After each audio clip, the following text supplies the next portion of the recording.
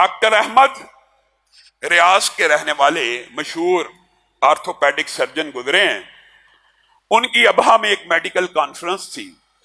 انہوں نے وہاں پہ مقالہ پڑھنا تھا جا کے. انہوں نے خود یہ واقعہ لکھا. میرے اعزاز میں کانفرنس بلائی گئی ابہا میں, اور میں نے وہاں پہ جا کے اپنا مقالہ پیش کرنا تھا. میں ریاض سے اڑا. ابہا ایئرپورٹ سے پہلے موسم خراب ہو گیا, مجھے طائف پہ اترنا پڑا. اب میں بڑا پریشان تھا کہ میرے اعزاز میں ایک میٹنگ رکھی گئی ہے, فلائٹ طائف چلی گئی ہے. وہاں پہ ایئرپورٹ, لمبا چوڑا واقعہ مختصر کر کے بتا رہا ہوں, انہوں نے بہت سی باتیں اس میں بھی ذکر کی ہیں. انہوں نے کہا, میں نے وہاں پہ طائف ایئرپورٹ پہ کہا کوئی ایسا بندوبست کریں کہ ابہا چلا جائے جہاز. انہوں نے کہا یہ ممکن نہیں, 16 گھنٹے سے پہلے جائے. 4-5 گھنٹے بعد ان کا سفر تھا, وہاں پہ مقالہ پڑھنا تھا. تو انہوں نے کہا پرائیویٹ ٹیکسی کرا لیں اور چلے جائیں, چند گھنٹے کا فاصلہ, آپ ان ٹائم پہنچ جائیں گے. خیر انہوں نے ٹیکسی پکڑی اور وہ ابہا کے لیے نکل گئی. کہتے ہیں ایک تو رستے میں طیارہ خراب ہوا, پورا سارے کا سارا موسم خراب ہوا, اس کی وجہ سے طیارہ وہاں پہ گراؤنڈ ہو گیا. اب میں نکلا ہوں, کچھ دیر بعد سڑک کے اوپر بھی موسم خراب ہو گیا. اب سڑک کے اوپر جب موسم خراب ہوا, ایک دم اندھیرا چھا گیا. اتنے بادل میں نے کبھی اپنی زندگی میں نہ دیکھے. بالآخر گاڑی کو ایک قصبے کے سائیڈ پہ لگا دیا کہ یہ موسم ختم ہوتا ہے تو میں گاڑی چلا پاؤں گا, ورنہ تو ایکسیڈنٹ ہو جائے گا. اور حالت بڑی بری ہے, موبائل چارج ہی نہیں ہے, بیٹری لو ہو چکی ہے. میں نے دروازہ کھٹکایا, ایک بوڑھی سی عورت نکلی. اس کو کہا اماں جی میں مسافر ہوں. اس نے کہا اندر آ جائیے. اس نے میرے لیے کھانے کا بھی انتظام کیا, چائے بھی دی. کچھ دیر بعد میں نے دیکھا ماں زیر لب کچھ بڑبڑاتی ہے, کچھ بولتی ہے. میں نے پوچھا اماں جی کیا معاملہ ہے؟ کہا یہ جو بچہ سویا ہوا ہے نا, اس کی ہڈیوں میں ایک ایسا مرض ہے, اللہ تعالیٰ نے زندگی میں ہر دعا سن لی ہے. میں بڑی ناتواں ہوں, میں بڑی کمزور ہوں, میں بڑی غریب ہوں. اس کا علاج پورے ملک میں صرف ایک ڈاکٹر کر سکتا ہے. میں رب سے دعا کرتی ہوں اللہ تعالیٰ کوئی وسائل اور اسباب پیدا فرما, میں اس ڈاکٹر کی فیس دے دوں, میں اس کے پاس ریاض جا سکوں. اماں جی اس ڈاکٹر کا کیا نام ہے؟ اس ڈاکٹر کا نام احمد ہے.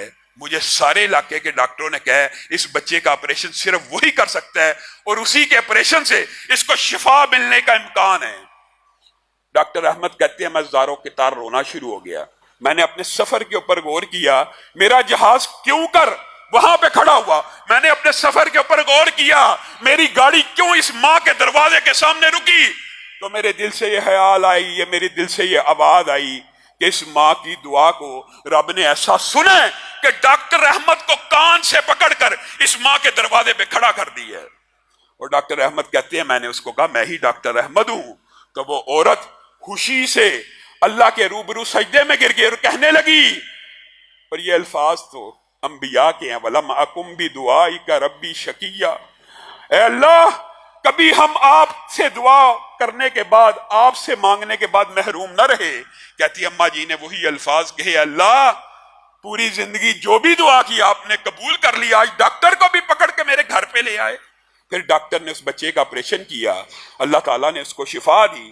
آپ دعا کو معمولی سمجھتے, انبیاء کی بات نہیں ہے, اولیاء کی بات نہیں ہے.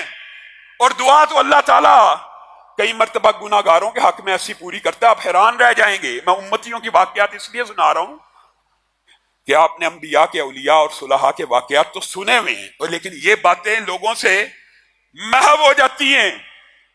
گناہ گار. اور میرے بھائیوں جب بھی دعا کیا کرو, اللہ کی قسم ایک کلیہ بھی بتا رہا ہوں, موضوع لمبا ہے, انشاءاللہ رات کے دروس میں اگر موقع ملا تو یہ تفصیل سے رکھیں گے.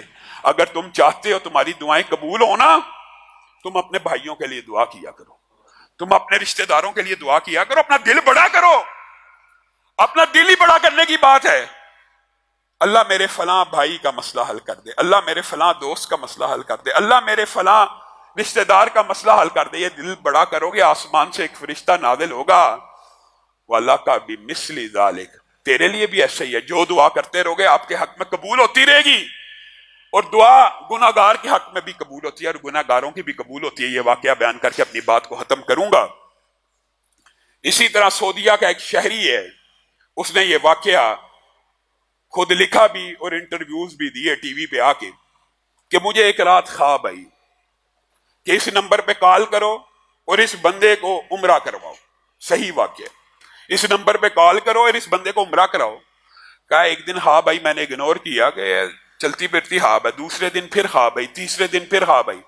کہا میں حیران تھا, مجھے آج تک ایسی خواب نہیں آئی, نمبر بھی بتایا جاتا ہے. کہا میں نے بالآخر تیسری چوتھی مرتبہ کے بعد نمبر ڈائل کر دیا. نمبر ڈائل کیا, آگے سے ایک عربی بدو نے اٹھایا. میں نے اس کو کہا مجھے خواب آتی ہے کہ میں تجھے عمرہ کراؤں. اس نے کہا میں جب سے پیدا ہوں میں نے خانہ کعبہ نہیں دیکھا, چل فون رکھ. فون رکھ دیا. کہا میں علماء کے پاس, تعبیر والے معبرین کے پاس گیا, ان سے پوچھا یہ کیا معاملہ ہے. انہوں نے کہا یہ اللہ کا حکم ہے. خواب اللہ کی طرف سے بھی ہوتے ہیں اور شیطان کی طرف سے بھی ہوتے ہیں. جو روحانی خواب ہوتے ہیں معبرین کو ان کا پتہ چل جاتا ہے کہ یہ اللہ کا حکم ہے یا شیطان کی طرف سے ہے.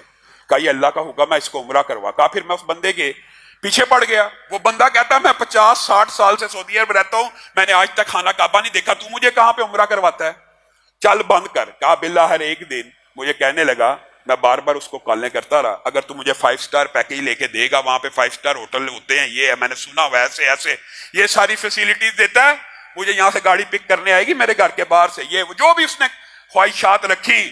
کہا میں نے کہا سارا خرچہ میرے ذمے, تو بس ہاں کر, احرام پہن, میقات سے نیت کر. کہا گاڑی بھی بیچ دی, 5 سٹار کا انتظام بھی کر دیا. کہا پھر میں اس کے سمرا ہو گیا اور میں غور کرنے لگا اللہ تعالیٰ نے مجھے کیوں اس کو عمرہ کرانے کی ڈیوٹی لگائی ہے. کہتا ہے کہ بدو جو سگریٹ بھی پیتا ہے اور جس کی عادات بھی داڑھی کے بغیر ہے, اور کوئی حرکت بھی ایسی نہیں میں نے دیکھی کہ جس کی وجہ سے اس کا نام مجھے خواب میں آئے, سمجھ نہیں آئی. کہا عمرہ کر کے نکل گئے. تو نکلنے کے بعد جب دروازے پہ پہنچا تو کہنے لگا آج تک اللہ کا گھر تو نہیں تھا دیکھا, لیکن آج دیکھ لیا ہے تو دل کی کیفیت بدل گئی ہے, ذرا کچھ دیر آپ ویٹ کر سکتے ہیں, یہ ایکسٹرا میں آپ سے کچھ ٹائم مانگتا, مجھے 1-8 گھنٹہ دے دیجیے, میں رب کے سامنے سجدہ کرنا چاہتا ہوں. کہا جب اس نے یہ الفاظ کہے میرے دل کی کیفیات بدل گئی, میں نے جانا تھا فوری, لیکن میں نے کہا کر لے. کہا آدھا گھنٹہ ہو گیا سجدے میں پڑا تھا, پونا گھنٹہ ہو گیا سجدے میں پڑا تھا, میں پریشان ہو گیا, جا کے اٹھایا, روح پرواز کر چکی تھی. کہا پھر مجھے سمجھ آئی اللہ نے مجھے کیوں بھیجا, یہ بندہ یہاں پہ فوت کیوں ہوا حالت سجدہ میں اللہ کی بارگاہ میں. کہا میں اس کو لے کے آیا, اس کے غسل کا انتظام کیا, اس کے محلے میں پہنچا, اس کے علاقے میں پہنچا, بات پھیل گئی کہ فلاں ابن فلاں حالت سجدہ میں فوت ہو گیا خانہ کعبہ کے اندر. کہا میں نے اس کی بیوی سے اس کے حوال کا پتہ کیا, اس کے بچوں سے, مجھے ہر ایک نے یہی کہا کہ نماز بھی کبھی پڑھتا تھا کبھی نہیں تھا پڑھتا, گھر میں اکثر نمازیں پڑھا کرتا تھا, سگریٹ پیتا تھا, کبھی خانہ کعبہ نہیں گیا, کوئی خاص مسجد سے گہرا تعلق نہیں تھا. کہتا جب میں نکلنے لگا مجھے سمجھ نہیں آئی یہ سارا کا سارا واقعہ کیا ہے.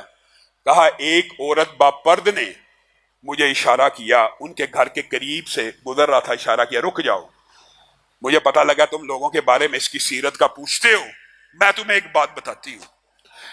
کہنے لگی میں عورت بیوہ ہوں اور میرا ایک یتیم بچہ ہے. اس بندے کی کوئی خوبی ہو یا نہ ہو, لیکن ایک خوبی ایسی تھی, یہ اپنے گھر کے لیے تربوز لاتا تھا, سمولیاں جو برگر ٹائپ ہوتی ہیں عرب میں, روٹیاں, دہی, بوتل دودھ, جب بھی لے کے آتا تھا اپنے گھر کے لیے میرے گھر کے دروازے کے سامنے رکھ جاتا تھا کہ یہاں پہ ایک یتیم بچہ رہتا ہے. اللہ کی قسم اس بندے نے آج تک میری شکل کو بھی نہیں دیکھا, اس کی روٹین تھی, مجھے پتہ لگ جاتا تھا, میں دروازہ کھولتی تھی, وہ سامان اٹھا لیتی تھی, ہمارا گزر بسر چل جاتا تھا. جب یہ بات ہوتی تھی تو میں اللہ کے سامنے رو کے دعا کرتی تھی, اللہ اس بندے کا خاتمہ بالخیر کر, اللہ اس بندے کا خاتمہ بالخیر کر دے. اللہ تعالیٰ نے اس کو سجدے کی حالت میں موت دی, کسی کے لیے دعا کرنے سے اس کو سجدے میں موت دے دی.